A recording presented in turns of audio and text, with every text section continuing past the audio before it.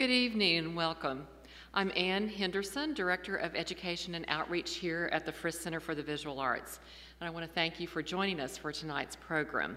If you have an electronic device such as this that's hiding in your purse or your pocket, if you could turn it to silence, we would appreciate that. Our lecture tonight is one of the various programs that we're offering in conjunction with our exhibition, Carrie Mae Weems, 3 Decades of Photography and Video, which is on view in our Ingram galleries just on the other side of that wall. And it's up through January the 13th next year. To find out about other programs related to this and our other exhibitions, I invite you to pick up a public program guide at the back of the auditorium, or visit our website, or check out the usual social media sites, if that's where you like to get your information. We extend our gratitude and thanks to the Metro Nashville Arts Commission, the Tennessee Arts Commission, and the National Endowment for the Arts for supporting this exhibition and all of our programs throughout the year. We also want to thank our members who support the Frist Center in so many ways. It's my pleasure and delight tonight to introduce our very own Katie Delmez, curator here at the Frist Center. She will examine the works of Carrie Mae Weems in her lecture, Carrie Mae Weems, Beyond Black and White. Katie is a graduate of Vanderbilt University in 1995, where she majored in art history and history. She then went on to Boston University, where she received her Master's of Art degree in art history with a thesis titled The Use and Appropriation of Folklore in Carrie Mae Weems's Search for Africa. So you can see that Carrie Mae Weems has been an interest of Katie's for a number of years. Prior to her coming to the Frist Center for the Visual Arts in May of 2001, Katie worked at the Boston University Art Gallery, the Museum of Fine Arts in Boston, and was assistant curator at Cheekwood. Since she has been at the Frist, she has managed over 35 major exhibition projects, including Aaron Douglas, African American Modernist, Matisse, Picasso, and the School of Paris, masterpieces from the Baltimore Museum of Art, and the Pre-Raphaelite Dream paintings and drawings from the Tate collection. She also managed Reflections in Black, African American photography from the Smithsonian. She has organized and curated several shows here at the Frist Center, including Maria Magdalena Campos Pon's Journey, which was exhibited here last year, as well as our current exhibition and topic for tonight. The exhibition, Carrie Mae Weems, has gained recognition from national major press, including Time Magazine, the New York Times, and Huffington Post. When the exhibition closes here in January 2013, wow, that seems strange to say, it will then travel to Portland, Oregon, to the art museum there, the Cantor Art Center at Stanford University, Cleveland Museum of Art, and it will conclude its tour at the Guggenheim Museum. So now, without further delay, let me introduce Katie Delmez.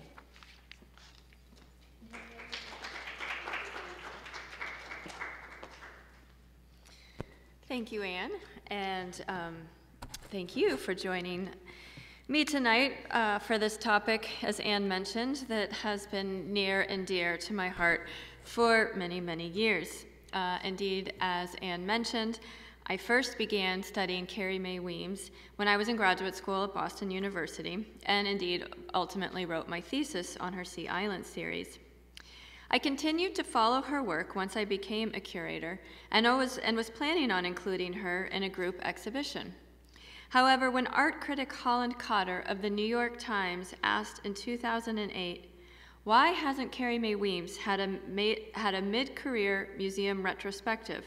No American photographer of the last quarter century has turned out a more probing, varied, and moving body of work. The seed was planted for the Frist Center to answer this call and take the lead in such an endeavor. With the encouragement and support of our director, Susan Edwards, I went to an opening of Weems's work in Atlanta, where I introduced myself and broached the subject. After several subsequent conversations about the scale and scope of a potential project, Weems agreed that this was in fact a good partnership, and we began to move forward. 4 years later, the resulting long overdue retrospective, comprised of over 200 photographs, videos, and text pieces from more than 25 different series, provides the first opportunity on a large scale to trace the evolution of her career, from her earliest black and white documentary photos of the mid-1970s to the increasingly layered and complex color, digital, or moving images of more recent times, and the various conceptual links between them. Throughout all of these works, it is evident that Carrie Mae Weems is very much a socially and politically motivated artist who is devoted to addressing issues surrounding equality and power, especially as they relate to race, gender, and class. She states, "I'm committed to radical social change. Any form of human injustice moves me deeply. The battle against all forms of oppression keeps me going and keeps me focused." It is important to note that although the subjects of her work are often African Americans, Weems wants people of color to stand for the human multitudes and for her art to resonate with audiences of all backgrounds. That is, it should be seen as a representation of all the oppressed and marginalized, no matter what their background, faith, gender, or race. Carrie Mae Weems was born in 1953 in Portland, Oregon, the second of 7 children to Carrie Polk and Merle Weems. Scholar Henry Louis Gates Jr. credits this childhood in the Northwest as an influential factor in the artist's development. He notes in his foreword to the catalog that accompanies the exhibition and available in our gift shop, quote, "Weems's family followed a different migratory path than most black families in this country, moving from Mississippi to Portland, Oregon. Perhaps it was this doubly unique experience to grow up black in a largely white environment and to grow up black in an environment unlike that experienced by most African Americans that gave Weems her strikingly original perspective, that made her acutely aware of how a community's stories about itself and about the world outside affects the individual's understanding of and constructing of herself." From a young age, Weems has sought to better understand the world around her. She initially thought insight might be revealed through studying such fields as genetics, anthropology, or astronomy. With her parents' blessing, and shortly after giving birth to her only child, a daughter named Faith, she moved to the San Francisco Bay Area at the age of 17 to explore the possibilities. She became involved in grassroots political efforts, which was in keeping with a long family tradition of activism. And she joined Anna Halprin's formally and ideologically progressive San Francisco Dancers Workshop. In addition for being known for avant-garde dance and working with such artists as Merce Cunningham and John Cage, Halprin's Workshop was also one of the first multiracial dance groups and often performed with a socially minded intent. Weems's creative focus shifted to photography in 1974 when a friend gave her a camera for her 21st birthday. She quickly realized its potential as a tool for tangibly expressing the abstract political and social theories that she was interested in and for inciting change. She studied the work of such well-known documentary photographers as Henry Cartier-Bresson and Robert Frank. But perhaps more importantly, by looking at images by Roy de Carava and other African-American photographers she saw in the Black Photographers Annual, Weems saw the medium's ability to present positive, yet realistic and authentic images of a distinct African-American culture. Cultural historian Maurice Berger summarizes this capability in his book, For All the World to See. By taking pictures of themselves, African Americans could partake in their own image making and thus provide what a century of mainstream culture would not: the ongoing confirmation of their humanity, complexity, beauty, and cultural and intellectual authority. Weems began taking photography classes at the Studio Museum in Harlem with Dawood Bey, then returned to the West Coast, where she received a BFA from Cal Arts in 1981 and an MFA in photography from UC San Diego in 1984. Weems made her first body of work, Family Pictures and Stories, as part of her MFA thesis. Dissatisfied with the representations, what few there were, of African Americans in general, and the perception of Black families in particular, she created an in-depth portrait of her own large and close-knit family in a project composed of nearly 30 photographs, as well as written and spoken narratives. We only have about 10 in our show, though. The series was made largely in response to a report written in 1965 by Assistant Secretary of Labor Daniel Patrick Moynihan, which described the Black family as being in a state of crisis. At the heart of the deterioration of the fabric of Negro society is the deterioration of the Negro family. It is the fundamental source of the weakness of the Negro community. And it went on to blame a matriarchal family structure for this perceived corrosion. The Moynihan Report is now often regarded as the beginning of the concept of blaming the victim for their situation, not surrounding economic, social, or political circumstances. Still bothered by these claims nearly 15 years after its release, Weems countered the study generated by a white sociologist who later became a powerful United States senator through an intimate yet unvarnished look at the modern-day middle-class African-American family with which she, of course, was most familiar, her own. The candid black and white photographs depicts her parents, brothers and sisters, nieces and nephews, and aunts and uncles engaged in everyday activities, at work, caring for children, relaxing, even arguing among each other. Her father, whom Weems adored, has a prominent position. As in many traditional photo albums, and such earlier publications as Let Us Now Praise Famous Men by James Agee and Walker Evans, and The Sweet Flypaper of Life by Langston Hughes and Roy de Carava, captions printed below several images provide further information on the people and the situations depicted. I have a detail here on the screen. One says, "It amazes me that even in the midst of a bunch of crazy wild kids, my sisters will still manage to carry on a halfway decent conversation. I'm really impressed." Or here, "Jojo is sweet as can be and a mama's boy to his heart. Refuses to leave Seattle because he can't even begin to imagine life without mama close by," which gets on my nerves. For instance, he turned down a scholarship from Columbia University because New York was just too far away. Also accompanying the photographs is an audio recording of Weems recounting aspects of the family's shared history, particularly life in Tennessee and Mississippi before the Polks and Weemses migrated to Oregon, how her parents and grandparents met, how the family resisted social injustices for multiple generations, and even the racial and cultural ambiguity found within the family because of stories of both Native American and Jewish blood. As evident through these two narrative components, Weems considers herself as much a storyteller as a photographer. And like artists such as Ed Ruscha and Jenny Holzer, language, either written or spoken, plays a vital role in her work from this early stage onward. Words ranging in style from vernacular to poetic accompany her image as standalone panels, ascriptions on the photographic paper or mat, or even etched into a frame's glass. The words are there not so much to describe a picture, but to activate it, as Weems says, and to provide another point of entry for the viewer. Returning to this particular series, Weems did not hide the various problems her family faced, including infidelity, domestic violence, and teenage pregnancy.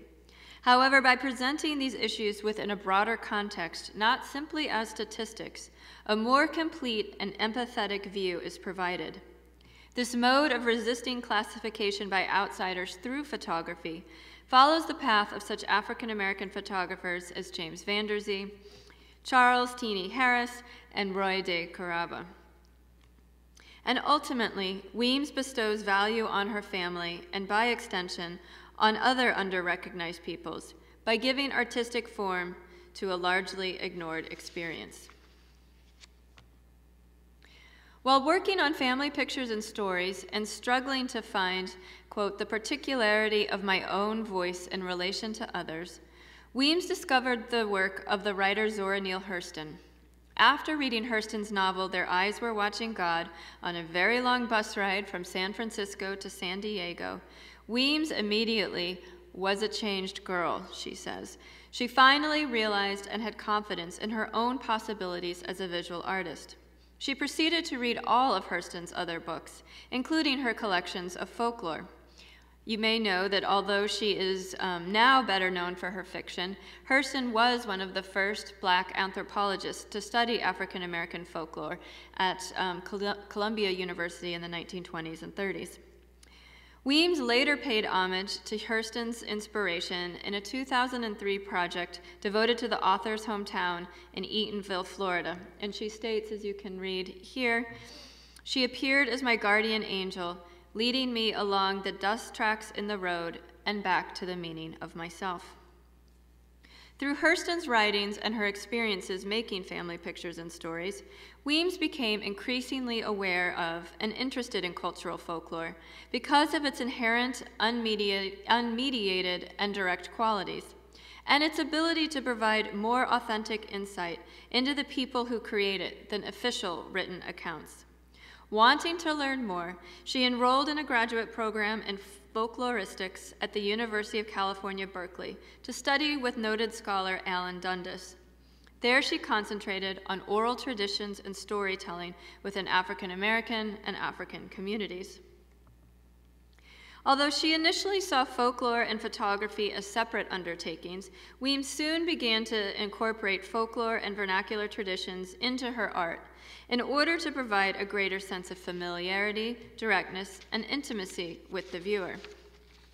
Influenced by Dundas' studies in humor, a form of folklore that can provide a socially acceptable way to promote officially unacceptable ideologies, Weems created Ain't Jokin', a series composed of unflinching combinations of staged photographs and racist jokes or notions, an example of which is on the left. By taking these jokes out of the locker room or country club and into a public setting reserved for viewing art, Weems wants viewers to acknowledge the persistence of an undercurrent of racism within our society, and to consider their own responses to the works in both private and public environments, and their potential role as accomplice, be it as participant or simply as a silent witness. In this image on the left, the man's humanity and dignity, expressed through his serious and direct gaze into the camera, stands in direct contrast to the bigoted attitude revealed in the answer to the question toward perceived Black physical features and work ethic. American Icons on the right is another series in which Weems demonstrates how aspects of mainstream popular culture can perpetuate negative stereotypes and debilitating prejudices. Here she looks at Black memorabilia, caricatured Sambo and Mammy figures, situated innocuously within average American homes, to remind the audience of a mechanism that may seem harmless to some, but in fact has helped to maintain racist attitudes of naivete and unsophistication. Other artists, such as Renee Cox and Fred Wilson, also address the image of Blacks as unintelligent and in a position of servitude. However, by photographing these objects just on an average kitchen counter, desk, or side table, Weems additionally comments on the ubiquity these seemingly benign knickknacks have had in our daily life. Weems's next series, Colored People, investigates the beauty to be found in the range of skin colors encompassed within the term Black, while also critiquing the self-perpetuating hierarchy of social value assigned to skin tones within the African American community. Portraits of various youths have been tinted a color to correspond to various labels below, such as blue black boy, or golden yellow girl, or magenta colored girl. The coloring of the photographs alludes to the artificiality of these naming traditions, but also underscores the vibrancy of this inherent breadth and diversity. And through the title of the series, Weems also reclaims a once pejorative term used to identify African Americans and their drinking fountains, restrooms, or waiting rooms, and represents it as a potential signifier of pride. Perhaps Weems wanted Black youth not to feel bound to the conventions and definitions of white attractiveness, as Toni Morrison's character Pecula did in The Bluest Eye. Colorism continues to be a concept of interest to Weems, especially in this so-called post-racial era. She reworked the series 20 years later by removing the classifying labels, rearranging the individual portraits, and adding bright monochromatic square panels, as you see here. We have a version in our exhibition, and another one greets visitors to the U.S. mission to the United Nations in New York, thereby announcing to a global audience our nation's multifaceted character. The Kitchen Table series, perhaps Weems's most well-known body of work, was inspired in part by the influential essay Visual Pleasure and Narrative Cinema by critic Laura Mulvey, which addressed the lack of non-objectified representations of women in film and other cultural expressions. Weems was also concerned by the demure way in which many of her female students at Hampton College, where she was now teaching, were picturing themselves.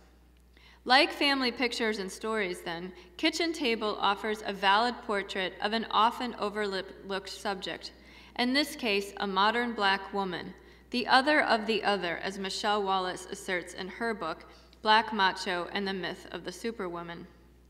The images trace a period in the protagonist's life as she experiences the blossoming, then loss of love, the responsibilities of motherhood, and the desire to be an engaged and contributing member of her community. The woman is Weems herself, a formal practice that will continue throughout the next decades of her career. She often physically inserts herself into her compositions, becoming both subject and photographer, performer and director, and blurring the distinction between participant and observer. Her reasons for doing this vary from the practicality of using an available body to the conceptual desire to inscribe my presence in the things I consider important. I insert myself as the narrator of history, and she wants to use her own skin to sympathize something larger than herself. The role of words has become even more prominent than in previous works, with 14 standalone text panels that relay the at times rocky narrative. This one states, she insists that what he called domineering was a jacket being forced on her because he couldn't stand the thought of the inevitable shift in the balance of power. She assured him that the object of her task was not to control him, but out of necessity, freedom being the appreciation of necessity, to control herself. She went on to tell him that in the face of the daily force, she understood his misgivings, but they were 50-50 things, equals, and it goes on. Near the end of the series, the woman stands alone, strong and self-reliant, looking directly at the viewer with her arms squarely planted on the kitchen table, where the entire story has unfolded under what Weems calls a light of interrogation. Once again, it is important to note that while the Kitchen Table series depicts a Black subject and is loosely related to her own experiences, Weems strives for it to reflect the experiences of every woman, and to resonate across racial, social, and even gender boundaries. And I believe part of the success of this work rests on images such as this one. Who hasn't been here at least once in their life? In addition to investigating notions of identity, a desire to more fully understand the present moment by looking at the past is found throughout Carrie Mae Weems' work. This powerful and emotionally charged body of work was created at the invitation of the J. Paul Getty Museum in response to an exhibition they were organizing of African Americans in early photography. Weems's resulting series examines the broader history of Black subjects in photographs taken by white photographers, from early pseudoscientific daguerreotypes intended to justify racism through physiognomy, which you see here. That is, of course, the use of facial features to judge somebody's character or temperament, to more recent sexually charged depictions of Black men and women that bolster a stereotype of heightened sexuality. All of the portraits are appropriated or pre-existing, as the artist states. A bold methodology Weems uses to call into question the original intention and current ownership and dissemination of the representation, This is a practice, in fact, that has gotten her into trouble with the copyright holders of these images and others more than once. The round black mats suggest looking through a camera lens at the images, which have been enlarged to a consistent size and tinted a bright red. Weems further manipulates the images and makes them her own by etching poignant words related to the accompanying photo and resulting societal image. You became a scientific profile, or a Negroid type, or playmate to the patriarch. Through these reinterpretations, the artist aims to restore a level of humanity and dignity to these men and women who historically have had no voice.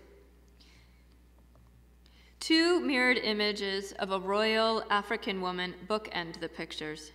Tinted a somber shade of blue, she, like the artist, observes and mourns the heartbreaking fate of her people. Of this series, Weems has stated, "It is one of the more painful pieces that I've made. When I look at it, when I study it, I cry. It is a very sad piece, and at the same time, of course, there's always hope that's located within sadness as well.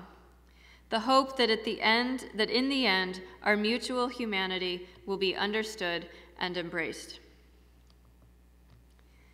The Jefferson Suite, the second of 3 gallery-size fabric installations that Weems created in the late 1990s, was inspired by a specific moment in history that has impacted the larger African-American experience. That is the 1998 DNA tests that proved a sexual relationship between Thomas Jefferson and his slave, Sally Hemings. The work simultaneously explores the capacity of science to provide historical correctives and reveal truths that have been hidden by people in power, while underscoring the hypocrisy of an advocate for human rights who was also a slave owner. Muslim banners printed with Weems's photographs hang from the ceiling and create a chamber through which the viewer must walk. And I should note that we actually only have a small detail of this series, unfortunately, in our installation.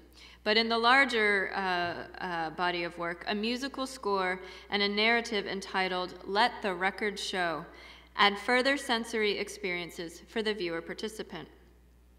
Images range from depictions of Dolly, the first cloned sheep, to Timothy Wilson Spencer, the first person executed for murder based solely on DNA evidence, to reenactments of the Jefferson Hemings, which you see here, affair, and Clinton Lewinsky.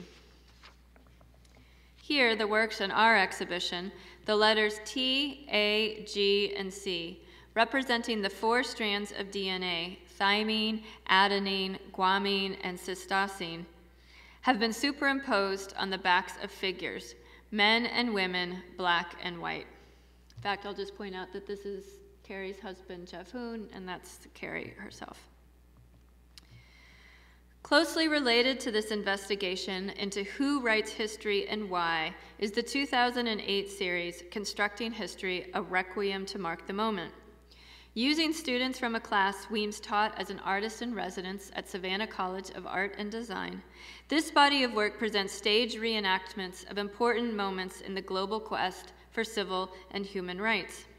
The constructed nature of history and our perception of it through the media is underscored through the inclusion of the lighting tracks, pedestals, and cameras used on sets. You can see that better in this image. The photographs are based on well-known images, like the Zapruder JFK video or Moneta Sleet's photo of Coretta Scott King, of such critical events as the assassinations of JFK, Martin Luther King Jr., and more recently, Benazir Bhutto. She depicts other instances of oppression and violence from the last several decades, including the disfigurement of Japanese children caused by the atomic bombs of World War II, to merciless killings in Vietnam and Kent State. However, in the accompanying video, Weems notes that these tragic moments were what made it possible for the unprecedented milestone that was occurring when the series was being made. In the spring of 2008, of course, a woman and a black man were the leading candidates for the Democratic presidential nomination. Weems believes that Barack Obama and Hillary Clinton were standing on the ashes and spirit of all that had come before, and that way a connection between history and contemporary occurrences. The use of young people, the SCAD students, was very important to Weems. She wanted the kids who only knew about these events from what they saw in the history books or in archived media to really feel what happened. Weems believes that, quote, through the act of performance with our own bodies, we are allowed to experience and connect the historical past to the present, to the now, to the moment. This act of performance is an important part of Weems's work, whether it be with her own body, that of collaborators, or of viewers themselves as they walk through an installation. And this is a topic that will be addressed on Saturday, December 1st by the director of the Great Performances at Vanderbilt, Bridget Cohnhorst. And this is actually a video still from that video. This work, made only a few months ago, demonstrates further Weems's continued interest in establishing links between the past and the present. The two videos are made from footage of the riots that occurred in Boston in the late 1960s and 1970s, surrounding the passing of the 1965 Racial Imbalance Act, which ordered Massachusetts public schools to desegregate through enforced busing. The initiative met with much resistance, especially from lower and middle-class white ethnic groups in South Boston. You may remember the most well-known incident from the protests was the use of a flagpole bearing an American flag to spear a young black attorney, a moment made infamous through the Pulitzer Prize-winning photograph, The Soiling of Old Glory. By slowing down the footage of one particular encounter between opposing sides and replacing the hateful taunts with Samuel Barber's Adagio for strings, Weems underscores the poignancy and futility of the tragedy. She also seems to be commenting on the increasing polarization and lack of listening to the other side in America today, not only in Congress, but throughout society as a whole. Quickly, I'd like to mention just a few general things about Weems's work in video in general. She did work in film during her undergraduate years at the California Institute of the Arts. However, her first major endeavors into the medium didn't occur until about 2003. She states, "I think of video as a way of extending the vocabulary of my photographic work." The influence of filmmakers Chris Marker, Maya Deren, and Federico Fellini can be seen through her typically non-linear assemblage of poetic scenes that create a dreamlike fantasy. Here's another still from Cornered. The last three works we've looked at focused primarily on aspects of American history. In the evocative installation, Ritual and Revolution, that is another one of the three fabric installations, the one that we are able to show in its entirety in our exhibition, Weems broadens her geographic and historic scope through photographs of ancient Assyrian steppes, Mayan courtyards, and crumbling Greek sculptures, in reference to such tragic moments in human history as the Holocaust. As in the Jefferson Suite, the images are printed on delicate muslin banners, which hang from the ceiling and create a solemn sanctuary in which the viewer can ponder the inevitable passage of time, power struggles, and fall of empires. Weems uses her own rich voice to great effect as the orator of the accompanying audio recording. She serves almost as a mediator between the past and the present, with her deep, melodic voice wafting through the installation. I was with you in the ancient ruins of time. I was with you when you stormed the Bastille and the Winter Palace. Through these images and words, Weems reminds the viewer of the timeless and universal nature of resistance. Her thirst for a deeper examination of the causes and effects of inequality and the opportunity to bring hidden histories to light has led Weems to spend time in the southeastern region of the U.S. and lands further afield in Africa, Europe, and the Caribbean. During extended visits to these places, she looks at the surrounding land and architecture to create a communion with the inhabitants, both past and present. She states, "I start every project by reading and by looking around in an attempt to develop a sense of place. It's often the little-known facts and secrets that make a place, thing, person. The little things illuminate and reveal the essence of a thing."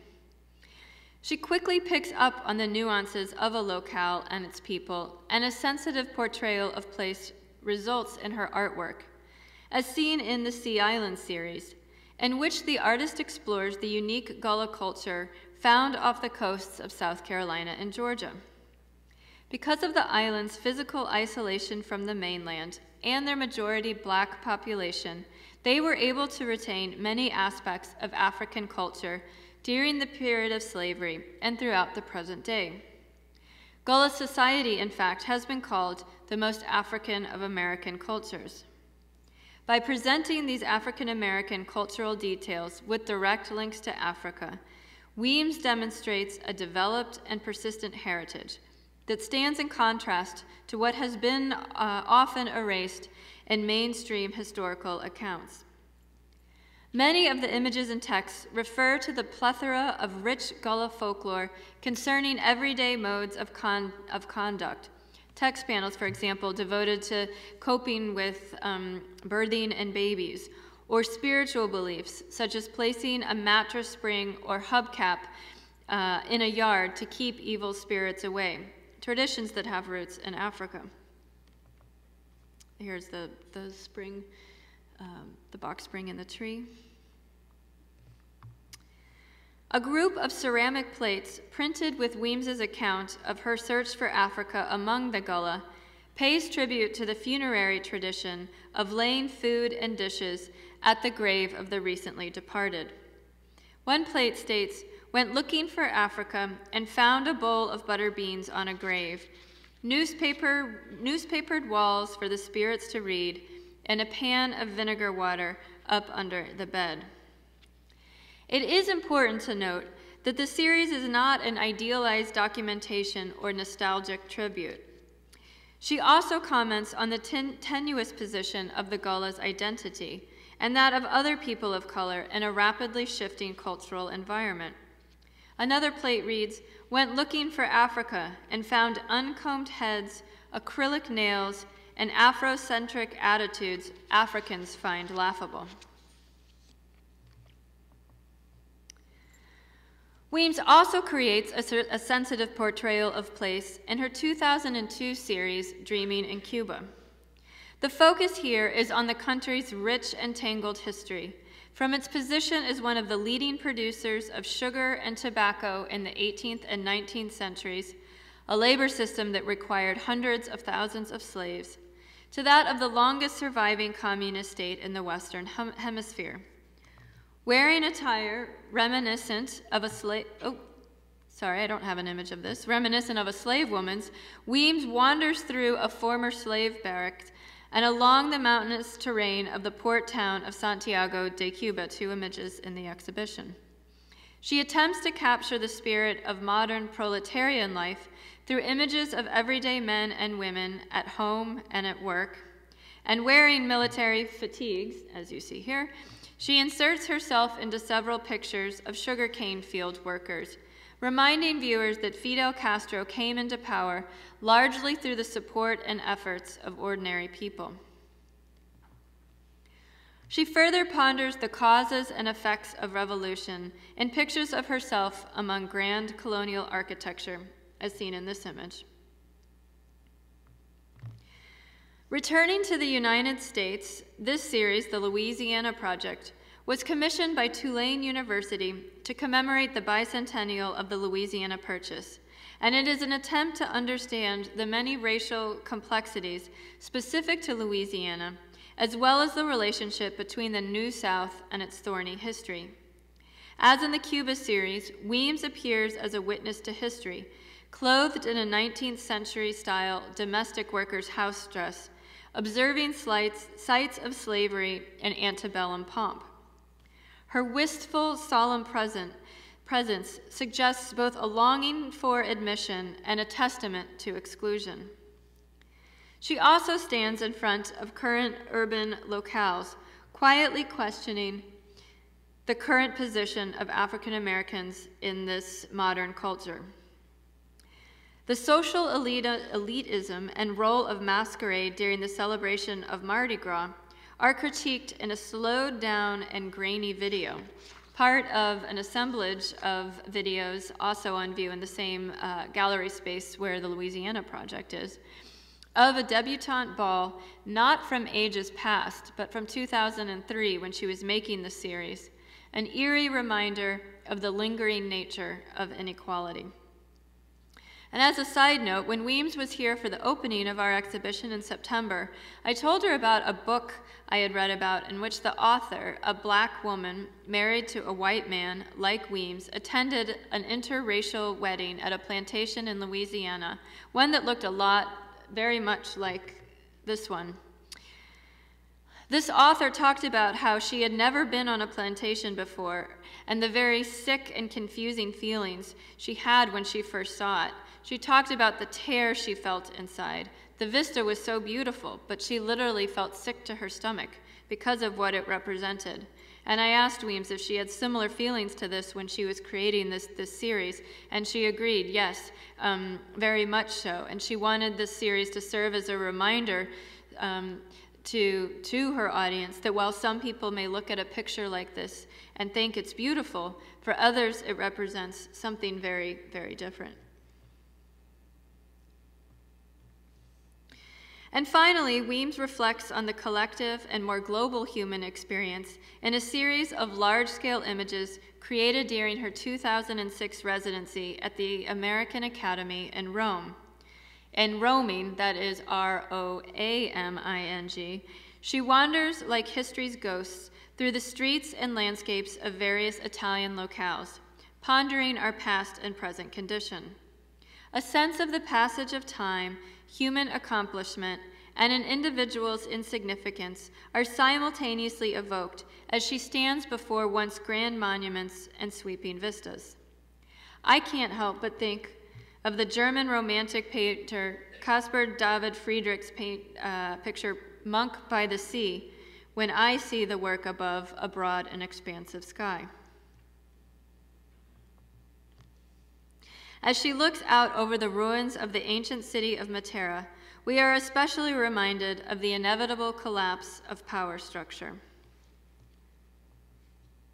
And Weems's interest in how architecture can control its subjects is revealed through the placement of her body in relation to various monuments of power, such as the Italian Department of Labor, the buildings which were created under Mussolini.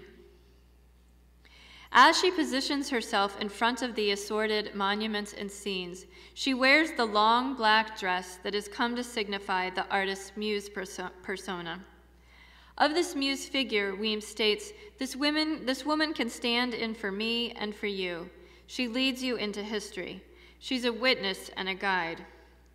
Indeed, Weems uses her body to lead the viewer into the space and asks the viewer to join her in this contemplative pilgrimage by turning her back to the camera and including us in her gaze. It's actually a better example of that. In conclusion, as I hope this overview of her career has indicated, Carrie Mae Weems's work has become increasingly conceptual and layered since her first documentary photographs of the mid-1970s. Over the years, she's often experimented with material and process, and an in-depth knowledge of political history, political theory, philosophy, literature, and folklore, in addition to art and film criticism, have added multiple levels of complexity and meaning. Although she employs a variety of means and addresses a broad array of issues, an overarching commitment to better understanding the present by closely examining her surroundings and the past is found throughout her deeply meaningful artistic endeavors. And by inserting marginalized people and hidden histories into the canonical record, she not only brings erased experiences to light, but helps to provide a more multidimensional picture of humanity, a picture that ultimately she hopes will spur greater awareness and compassion among us all. I would be happy to answer any questions that you may have. Yes? First of all, thank you so much. Welcome. That was wonderful. Good. How did you personally become interested in her as a young person? Mm-hmm. How were you introduced to her, and then what made something about her must have grabbed you and you went with it? That's a great question, and one actually I've been asked several times during the course of this project. I must admit that I was first introduced to her work through a professor in one of my seminars where we were looking at contemporary artists, and she was one that we were talking about. I started my academic life as a history major and somebody who was very much interested in history. I turned into the art history path because I really loved the way that art was able to talk about history and to make some of those connections. So I think with Carrie's work, that's what I really was drawn to, was her ability to link the past with the present and to make the past relevant to today, and to really help us better understand today's the moment, as she often says. And I think I continued to be attracted to her work because over the years, because I feel like she's an artist that hasn't just found her one thing and just repeats it over and over and over. As I hope you've seen, there are many links throughout the works, but she's constantly coming at it from different directions. And the subjects are different, her images are different, her techniques are different, but always there's this bigger picture. And I really find that to be the sign of an important and significant artist who really has something to say. Again, just that ability to keep probing, to keep looking. And I think her work is just getting more and more beautiful and meaningful.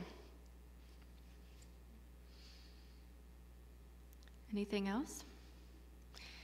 Yeah. I really enjoyed your presentation, and this is a fabulous exhibit. And, Thank you. I have a question. One of the things that has made such an impression on me is the interactive, powerful nature of some of the work. Mm-hmm. And I find that there's such a mystery in people who are able to create that kind of work where it's not educational and they're not preaching to the choir, as you say. Mm-hmm. But it's jarring, but it's in an incredibly powerful, interactive way.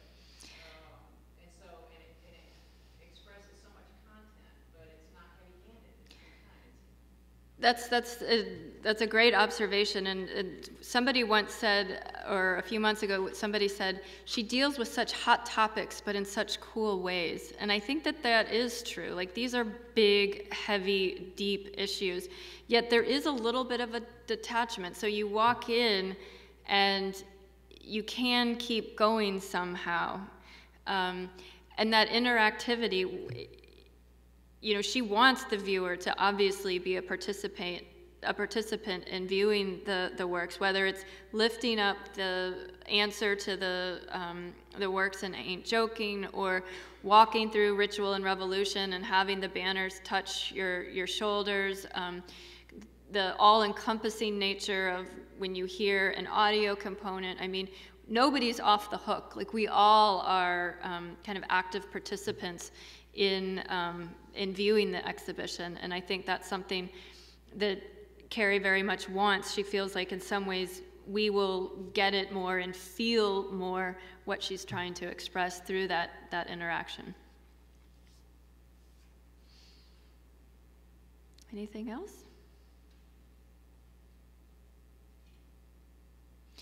Well, as Anne mentioned, we are very happy to say that this exhibition will have a life after it closes at the Frisch Center in January.